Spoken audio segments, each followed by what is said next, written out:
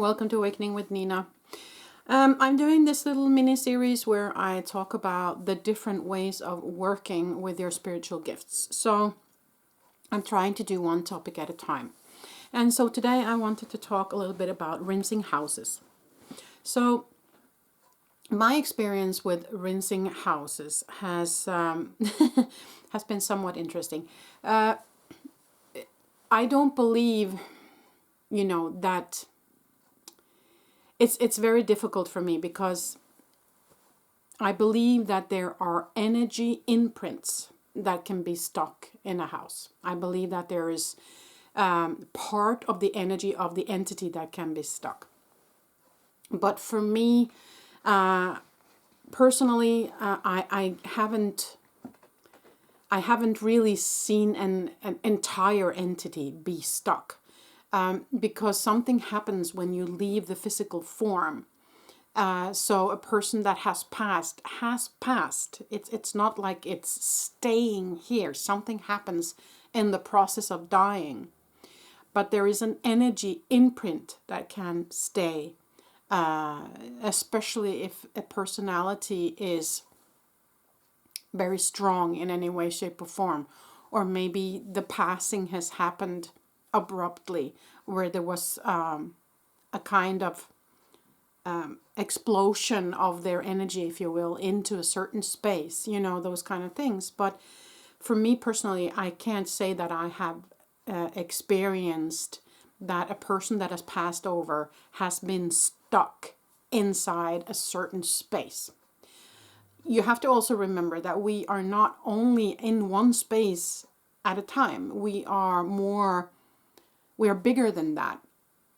We are omnipresent when we are in light form. So that's why, for me, it doesn't really compute that some energy, the whole part of a light being has been stuck, because we're all light beings having a human experience. And so when the light being exits the physical form, for me, since we are all one and part of God, it's difficult to understand that one entity or one light being has been stuck. But there might be energies that are stuck and vibrating on a low frequency. So that's kind of what I want to address.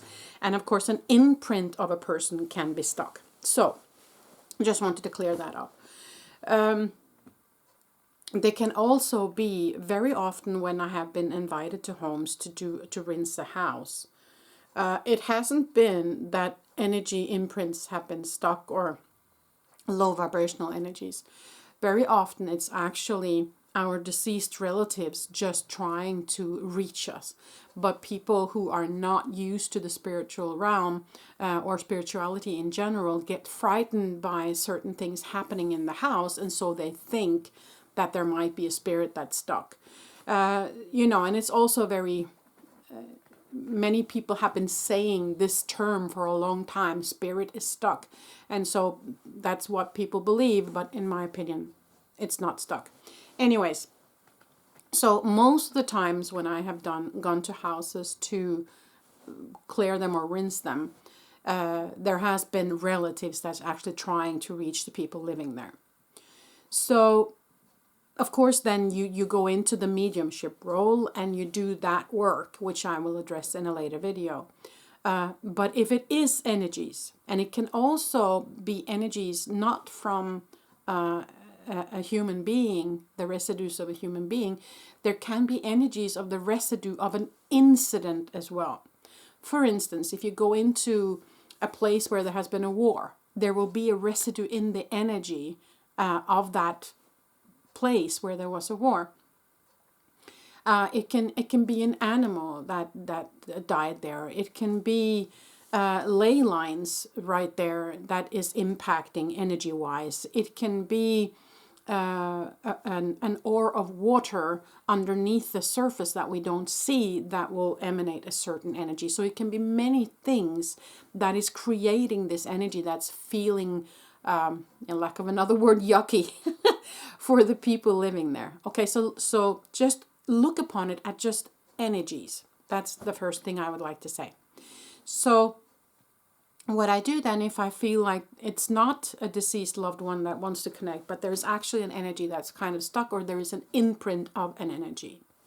If it's an imprint of an energy of a person that is very negative, or maybe a person that had that very strong and negative energy about them, and there is an imprint of that energy, then I invite the light down. I imagine that there is a huge tunnel of white light coming down around me, and then I invite the energy that is of a lower frequency, or that we want to rinse the house of, into this light to go up. Okay? And sometimes, if the energy is very profound and very strong, and maybe very big, sometimes I invite the people who live there to stand in a circle around that area and holding hands, and then we all imagine this white light coming in, and so it kind of magnifies the energy of the light, and we invite whatever energy needs to leave into the light and up. So that's also, and also I do that very often also because that will do something in the shift of the energies and the belief system of the people living in the house, and it will give them a sort of relief. It will give them a sort of healing, if you will, to be part of that and to feel that the energy dissipates or goes up. So that's also, I feel, an important part if you want to help the people living there as well. Now, if there's other types of energy, I mean, if there's water under the house, you can't really remove the water, but you can link into it, and you can address it, and you can also see if you can set up a boundary of protection, so that if there's water under the house, you can set up a boundary of protection in the floor of the basement, for instance, so that that energy doesn't come up into the house. There's many things you can do, and the only thing you need to do is ask spirit or your guides or whomever for help to do that, because you decide. You are the master here, so you decide what to do with the energy. Okay, we are actually that powerful that we can decide that. So, and once you realize that, you see that there's no boundaries for what you can do in general, so that's quite interesting too. So I have experienced most of the times that there is deceased loved ones that wants to connect, and then I do a mediumship reading for the people living there. But I have experienced energies of imprints. One time there was an imprint of a man that was extremely angry. I don't know why, if it was because the way he died, or if he had that angry energy within him while he was living, but it was an imprint in this house.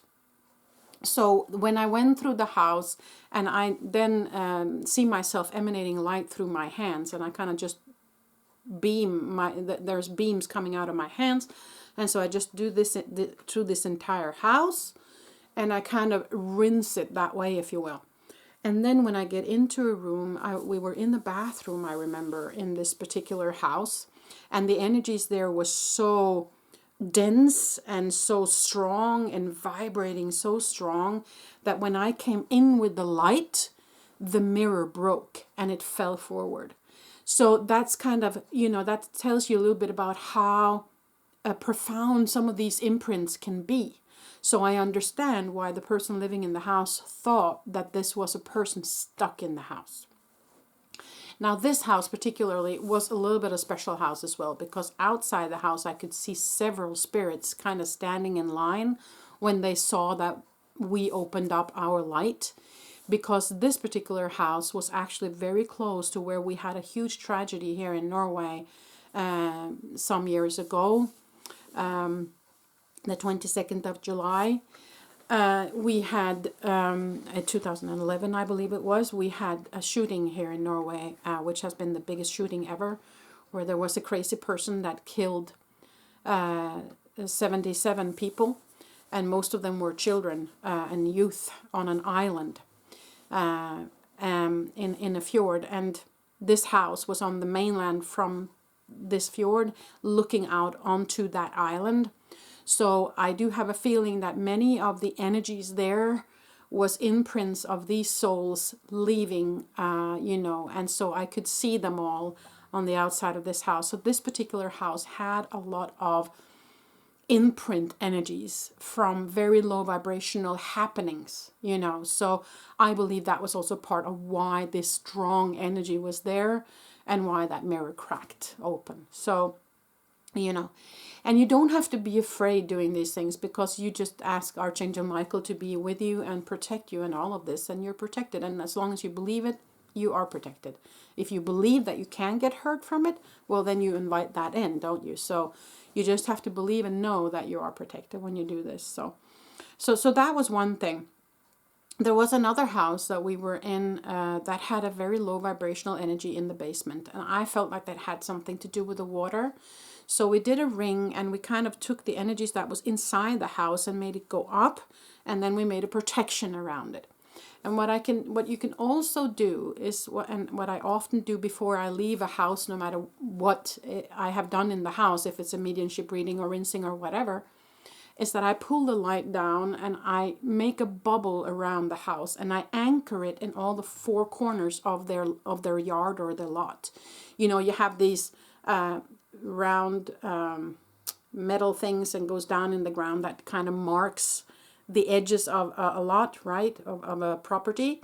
Then I kind of pull it all the way out there, and I anchor it there, so that their entire property is protected. So that's something you can do as well before you leave their house. What else is there to say? Yeah, of course, rinsing houses or going into doing this energy work is not something that is the first thing you do when you start your journey on the spiritual journey. You kind of need some experience, and especially within mediumship, I would say, particularly if there is, as it is most of the times, loved ones coming in to give messages of importance, then you need to know the difference. You kind of need to be experienced in feeling the different energies. And feeling is the main focus whenever I do either psychic readings, mediumship readings, or rinsing houses, or healing, or whatever. I stretch my energy field out so that I can feel whatever it is that's going on. And when I stretch my energy field out, it will also be not just the feelings coming in, but images, noises, smells, tastes, you know, everything. But it doesn't happen until I stretch out with my energy field. And that's something that I have been very, thorough of doing, is when I'm not working or not doing any kind of spiritual work, I pull my energy field in, and I ask Michael to protect me in my bubble. Okay, so it's only when I'm kind of on the clock or doing whatever kind of work that I will stretch out. And as soon as you send your thought or your energy to something, you are connected. And that's also why you can do readings from the other side of the planet. You can see things on another planet because you just send your thought, your consciousness to that energy, and you connect with the energy, and that's when you get the images or feelings or whatever. So but that's another video. This was kind of just about how you get into the rinsing of the houses. Yeah, I think that's all I have to say about that, really.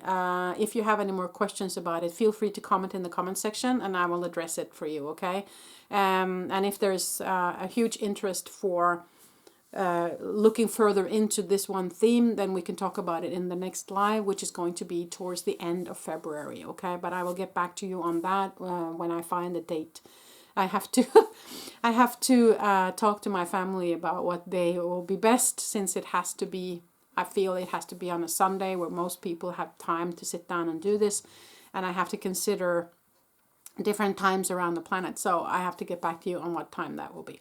But that was it for this little video, and I will also address mediumship, and I will also address psychic and healing and stuff like that in other short videos. So thank you so much for being part of this video today. Wishing you a beautiful day wherever you are. Till the next time I see you. Bye.